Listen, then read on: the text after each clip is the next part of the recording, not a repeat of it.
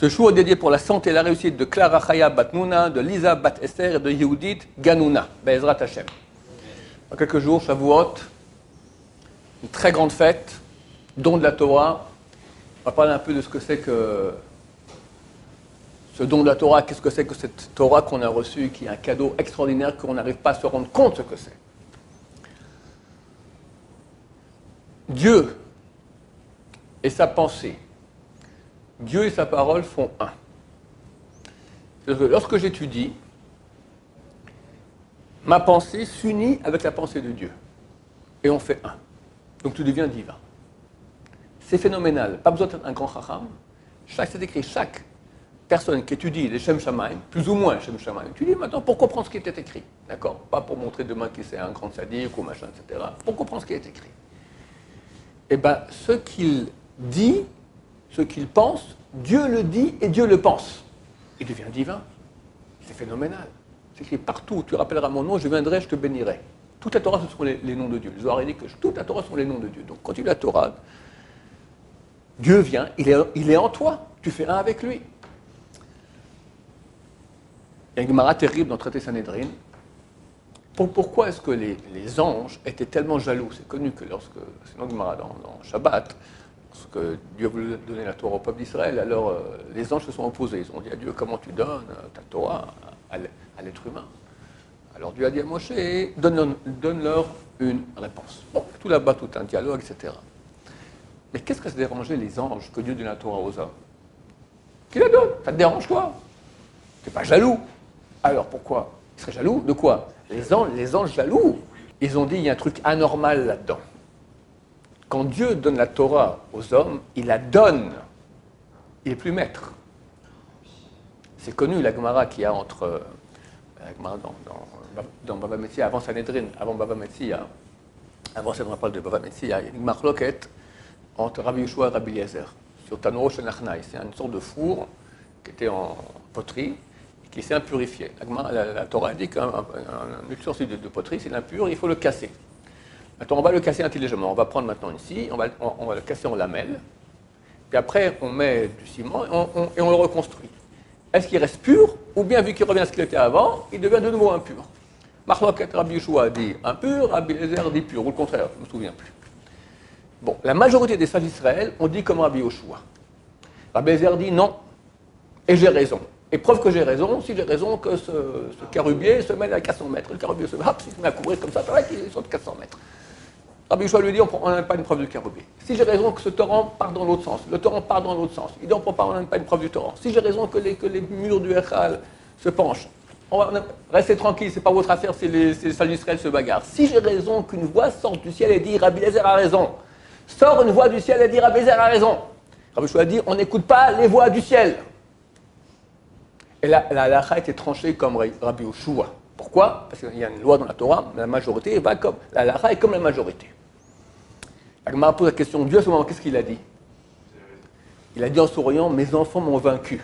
Natsrouni, banai, natsrouni. Ils m'ont vaincu, mes enfants, ils m'ont vaincu. C'est ça que les anges ne voulaient pas. Comment Dieu donne la direction du monde, la Torah c'est la direction du monde, aux hommes. Et les commentateurs disent qu'en vérité, c'est Rabbi Eliezer qui avait raison. Preuve en est que la voix est venue du ciel pour dire qu'il avait raison. Eh bien, on n'a rien à faire. C'est pas là-bas que ça se passe, c'est ici que ça se passe, c'est comme ça. Et Dieu dit, ils m'ont vaincu, donc j'accepte. Dieu accepte. C'est un pouvoir énorme. Dans le traité Sanhedrin, comme je voulais vous dire auparavant, c'est marqué que les sages d'Israël ont voulu dire que le roi Salomon n'a pas part au Olam Haba. Pour certaines choses. Quand ils ont décidé qu'ils allaient trancher ainsi, un feu est descendu du ciel et commençait à dévorer les sièges sur lesquels ils étaient. Ils ont dit, on n'a rien à faire. La Torah n'est pas dans le ciel, elle a été donnée ici aux hommes. On décide. Bon, le feu s'est arrêté. Tout coup, il voit devant eux le roi David. Je vous en supplie, c'est mon fils. N'écrivez pas de choses pareilles sur mon fils. Il me pose la question, et alors? Le roi David, il est au Olam Haba. Salomon le roi, il est au Olam Haba. Qu'est-ce qu'on en a à faire? Il y a du kavod là-bas. Tu es proche de Dieu, tu es avec tous les grands tzadikim de tous les temps, tu lis la Torah avec Akadosh Baruch Hu. Qu'est-ce que tu en as à faire maintenant qu'on dise que quelqu'un barbu, quelques barbus là-bas sur Terre, et disent seulement on n'a pas parole là-bas? Ça fait quelque chose? Réponse, si les sages d'Israël avaient écrit en bas, le roi Salomon n'a pas parole là-bas, on l'aurait pris du là-bas, on l'aurait mis en enfer. La puissance des grands de Torah. Pourtant, je vais aller plus loin, une chose qui est très profonde, et je ne sais pas si je vais à peine en toucher tellement c'est profond et ça peut faire peur. Quelqu'un a posé la question, on voit des fois que les sages d'Israël ne sont pas d'accord entre eux. Alors quand c'est halakha, je peux leur dire, écoutez, voilà, ça, on voit bien que c'est une notion dont j'ai souvent parlé de l'altérité, d'accord? Alter, ça signifie autre en latin. C'est-à-dire que l'absolu, Dieu, ce qui est infini, quand ça vient sur Terre, on ne peut pas le comprendre. C'est forcément des choses qui nous dépassent, c'est autre. Donc c'est normal que la Torah qui est infinie et qui est divine, lorsqu'elle vient sur Terre, elle éclate en plusieurs facettes. Donc tu auras une facette qui dit comme ci, une facette qui va dire comme ça. Moi, c'est une des choses qui m'ont convaincu à l'époque que la Torah n'était pas un mensonge. Toutes les Torahs qui sont, toutes les Bibles, tous les moyens, tous les systèmes de pensée qui sont complètement cohérents, forcément ils ne sont pas divins. Parce que quand l'infini vient sur Terre, forcément ça éclate en petits morceaux. Chez nous, c'est écrit dans le traité Ouvin, page 13, Beth Hillel disent ainsi, Beth Shammai disent exactement le contraire, Elou, Divrei Elokim Chaim, les deux sont paroles du Dieu vivant. Les deux sont vrais, mais je ne comprends pas, si lui il a raison, lui il a tort, t'as rien compris mon cher ami. C'est l'infini qui vient, qui éclate en plusieurs parties. Ok, ça marche. On pose la question, ça c'est quand on parle de halakha, quand on parle de Torah, mais quand on parle de réalité. Des fois, alors, c'est marqué par exemple, c'est marqué dans Parashat Shemot, qu'en Égypte, s'est levé un nouveau roi sur l'Égypte. Machloket Rav et Shmuel. Un dit le premier il est mort, et un deuxième qui est venu. Le deuxième non, c'est le même, mais il a changé de programme politique. Il était pro-sémite, devenu antisémite. Ok, très sympa, Rav et Shmuel Machloket. Mais en réalité là-bas, qu'est-ce qui s'est passé? Il est mort ou il n'est pas mort? Il est mort ou il n'est pas mort? Forcément, un des deux, il a tort. Alors moi j'ai répondu à l'époque, je répondais toujours, ça ne veut rien dire. Parce que la Torah ne parle pas du physique, ou rarement. C'est-à-dire, je vais expliquer une chose. C'est marqué que lorsqu'on fait Niflat Apayim, après la prière, les David, Hachem, Nafshe et ça, il ne faut pas le faire, à l'époque, ils faisaient Niflat Apayim, tomber sur leur face. C'est écrit qu'au niveau kabbalistique, ils descendaient extrêmement bas, dans les mondes d'en bas, pour aller retirer des étincelles de sainteté. C'est très dangereux de faire ça. Nos frères Ashkenaz, ils font comme ça, ils se mettent de côté, ils descendent, mais ils disent un autre Teilim. Nous, on dit celui-là, il faut rester comme ça normal. C'est dangereux. Il y avait un grand tzaddik, Rabbi Yochanan, qui était un Kohen Gadol. Et lui a fait ça une fois, et il est descendu extrêmement bas, comme ça, et il s'est fait attraper par la force du mal, et il y a un autre qui est monté à la place. Dans le même corps, une autre âme. Et tout à coup, il est venu Sudoki. Il a quitté, après 80 ans qu'il rentrait dans le sein des saints, il est venu Sudoki, il a complètement parti en cacahuète, d'accord? Parce que c'est une autre âme qui rentrait en lui. Donc moi, j'explique comme ça. Pharaon aussi. Pharaon, ça se peut que Dieu lui a changé l'âme. Alors, du point de vue du corps, c'est le même. Donc il a changé le programme. Du point de vue de l'âme, c'est plus le même. Donc on peut dire qu'il est mort, c'est un autre qui est venu. Les deux ont raison. Le type me réécrit, oui, mais ça c'est bon pour dans ce cas-là. Mais il y a des fois, par exemple, c'est marqué, voilà. Est-ce que les femmes des 12 tribus, les enfants de Yaakov, un avait dit c'était des Cananéennes, ils avaient dit c'était leurs sœurs jumelles. Alors, tu peux dire que peut-être au niveau kabbalistique, c'était des Cananéennes, mais avec l'âme de leur sœur, on peut trouver des machins, trucs ça. Mais bon, il y a plusieurs exemples comme ça où ça devient un peu dur de... Alors, je vais donner un autre tirout qui est tout à fait vrai à mon avis, mais très profond. Il y a une Gemara, traité Gidin, page 6, qui dit comme ça. Il y a un épisode dans la Torah qui est extrêmement... le pire, peut-être, qu'il y a eu dans l'histoire de la Bible, où il y a eu une guerre terrible. Toute la tribu de Binyamin a failli disparaître complètement. On appelle ça Pilegesh Bagiva. Pilegesh, la concubine dans la colline. Et là-bas, une histoire, un monsieur qui avait une concubine, et il l'a mis dehors, elle est partie, et bon, les histoires sordides sont arrivées. La Gemara pose la question, pourquoi il s'est fâché contre elle? Il y a une Gemara, Rabbi Yonatan, une marloquette, une divergence d'opinion, Rabbi Yonatan et Rabbi Eviatar.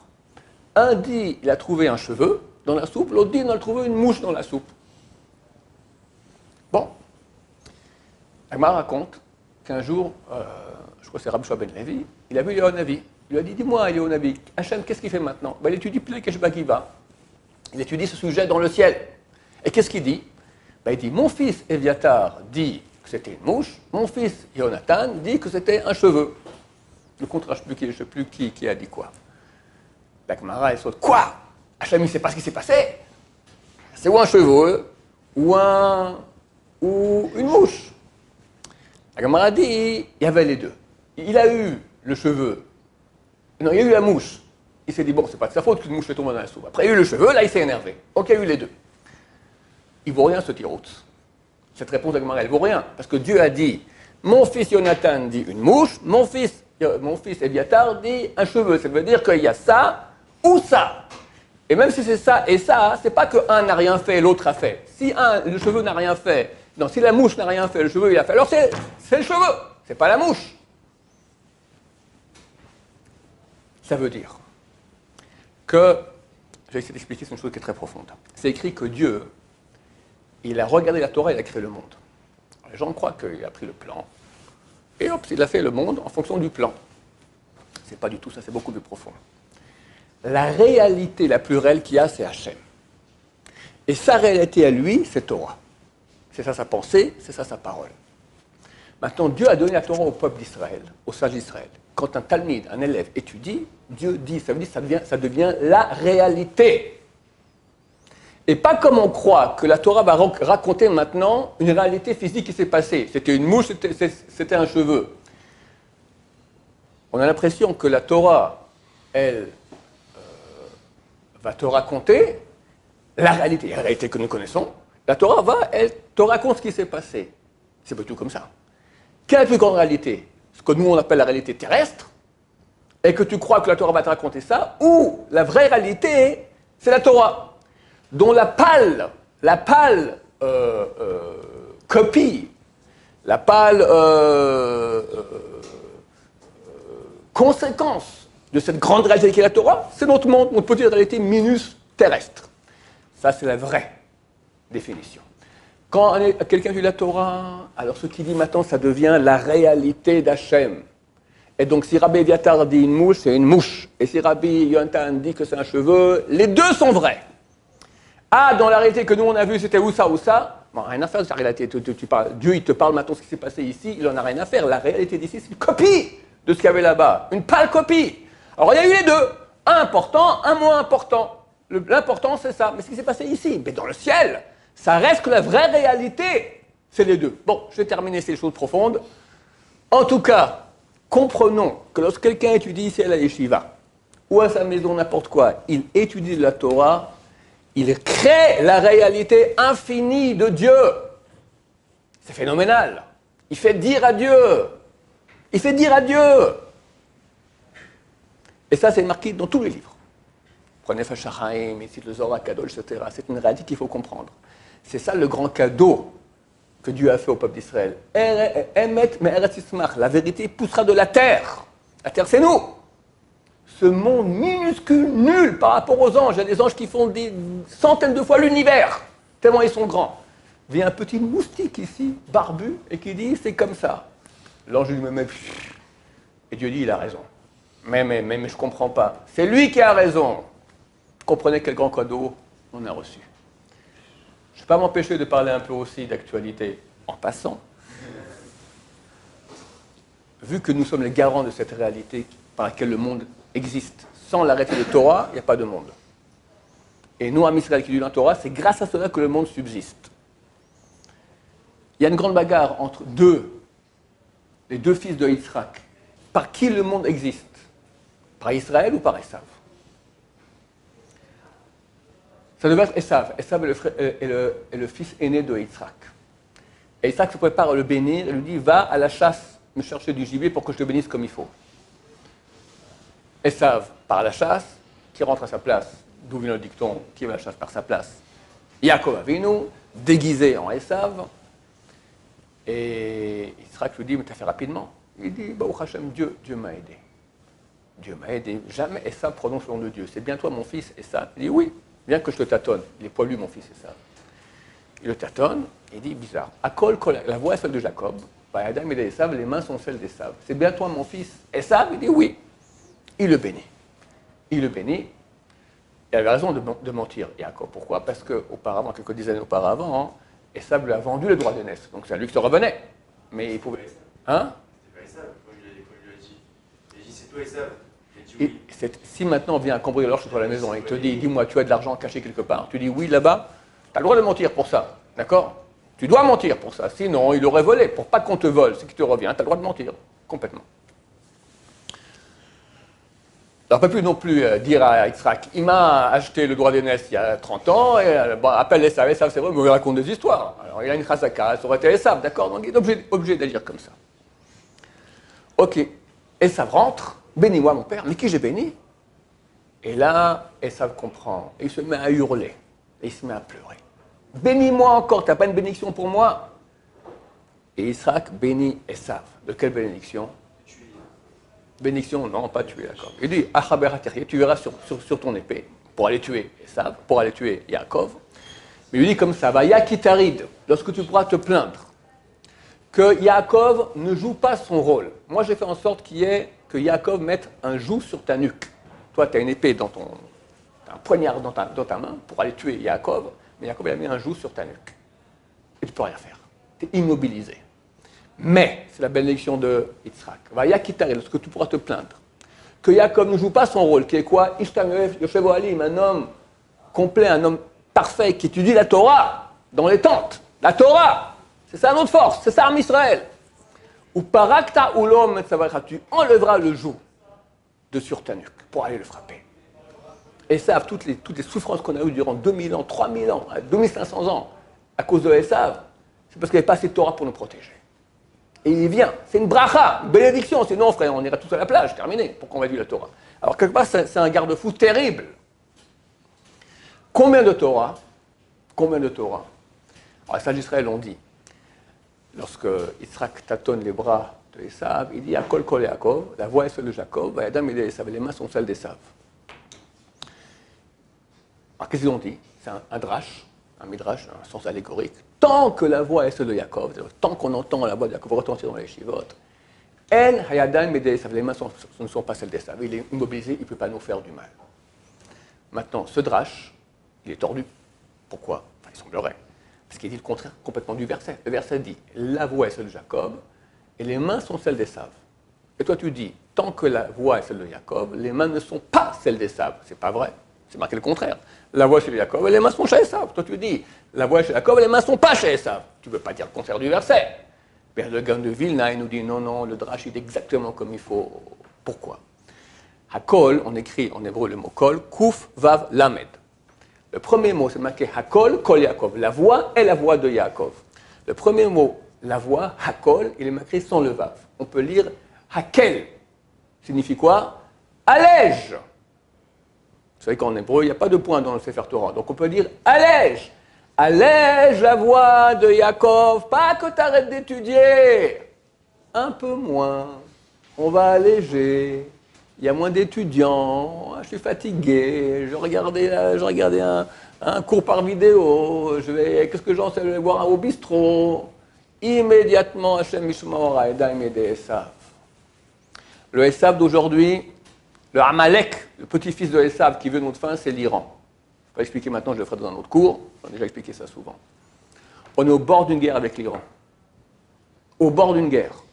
J'en parlerai mardi. Actuellement, il y a 5 pétroliers,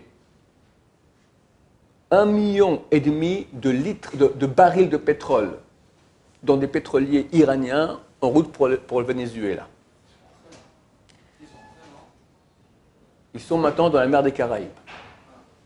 Et l'Amérique a dit on va empêcher ces pétroliers d'arriver au Venezuela. Parce que 1,5 million de barils, ça fait environ 50 millions de dollars. C'est beaucoup d'argent. On ne veut pas que l'Iran ait cet argent-là. L'Amérique ne veut pas. J'ai vu cet après-midi, ils ont mis leur bateau de combat, les Américains. L'Iran a dit ne touchez pas à nos pétroles. Si vous touchez, c'est une réaction terrible. On est au bord, je ne sais pas, je peux me tromper. On va attendre quelques jours. Mais comprenez où ça se passe. Et tout se passe au Beth Midrash, messieurs. Tout se passe au Beth Midrash. Ça, c'est des marionnettes, c'est rien. C'est Dieu qui gère. Dieu gère en fonction de la Torah qu'elle donne ici dans les mains du peuple juif. En fonction de la Torah, ainsi, il y aura le dénouement. Grâce à Hachem, on va se renforcer en Torah, sur la Torah Shavuot, Le meilleur moyen d'honorer ce grand cadeau qu'Hachem nous a fait, c'est étudier, étudier, étudier et encore étudier. Baruch Adonai, l'olam, amen va amen.